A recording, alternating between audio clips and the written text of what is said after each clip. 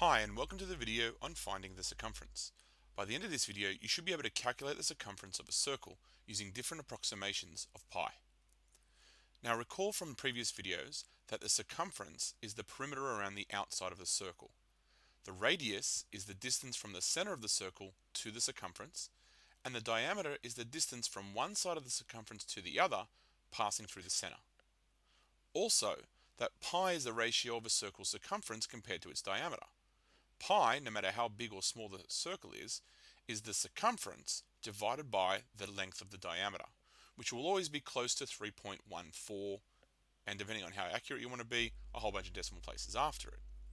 What we're going to do is work out how to calculate the circumference when all we know is either diameter or the radius. So let's take a look at how to calculate it. Now we get the formula for the circumference of a circle by rearranging the formula for pi. Here's what pi is. It's the circumference divided by the diameter. And if you remember your work on equations, if we were to multiply both sides of our equation by the diameter, then the diameters would cancel out on the right hand side, leaving us with just the circumference. It would also tell us that the circumference is going to be pi times the diameter. We can shorten that to c equals pi d. Also remember that the diameter is 2 lots of the radius. So that formula can be rewritten as the circumference is pi times 2 lots of the radius, because the diameter and the 2 lots of the radius are the same thing. This can also be shortened to c equals 2 lots of pi r. The 2 needs to go outside the front, and the r stands for the length of the radius. These two formulas that I have on the screen are the two formulas that we're going to use to find the circumference of future circles. So let's take a look at finding the length of the circumference of these two circles to 2 decimal places. We're going to be using our calculator for pi, and I'll show you how to do that in a minute. Our first circle has a radius of 3.5.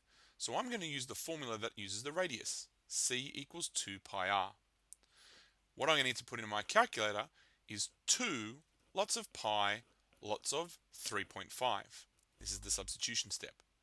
So you need to know how to put pi into your calculator. Well, if you look at your calculator, this is an FX82AU, plus 2, and the pi button is down the bottom on top of the X10X button in yellow. You probably can't see that from the shoddy picture I have there on the screen, but it is above the button, the X10X button. Now, because it's in yellow and above that button, we need to press the Shift button before we press that X10X button. So if you put 2 times Shift, the X10X button, times 3.5, you will get an answer of 21.99114858. That number will go on forever, but your calculator can only show that many decimal places. Now the question says, find the circumference to 2 decimal places. So I need to round this answer to 2 decimal places. That means I only want 2 numbers after the decimal point.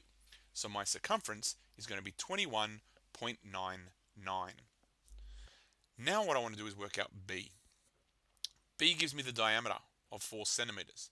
So I'm going to use the formula that uses diameter. C equals pi d. I could always just use the 2 pi r formula if I wanted to. In this case, it would be 2 times pi times 2. That's the radius. But I'm going to use this formula. So in my calculator, I'm going to press Shift, X10X button, and I'm going to times it by 4. Remember, to get pi, we press the Shift button and then the X10X button. Putting that into our calculator, we get a little over 12, and to 2 decimal places, we get 12.57, because this 6 after the second decimal place is going to round this number up 1 spot.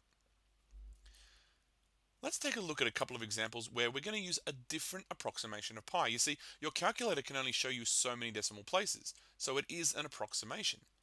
Well, there are other approximations. For example, what if we just use pi to 2 decimal places? That is, what if pi was just 3.14?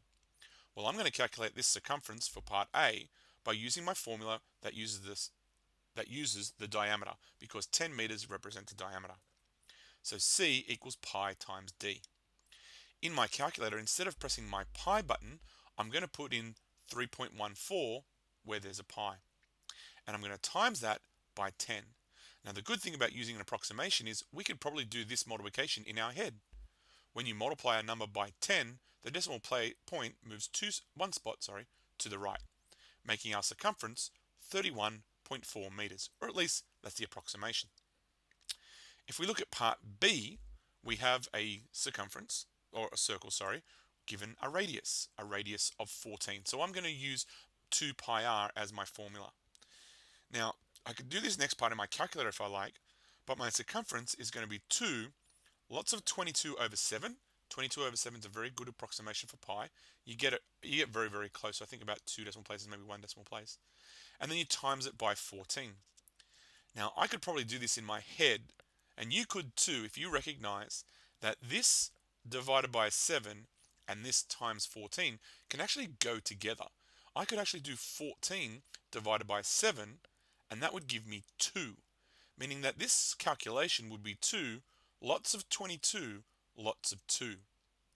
I can bring the 2 and the other 2 together, making 4 times 22, which means in my head I can calculate that the circumference is going to be close to 88 centimeters. Otherwise, you can just use your calculator and use the fraction button. So what should you do now? Because I've given you some examples and I've shown you how to work out the circumference. I'd like you to pause and summarize the 3 screens that have the 2 examples and the way to find the circumference. And that's it. Hopefully now you have an understanding of how to calculate the circumference using different approximations for pi, and you need to learn and memorize those 2 formulas. Good luck.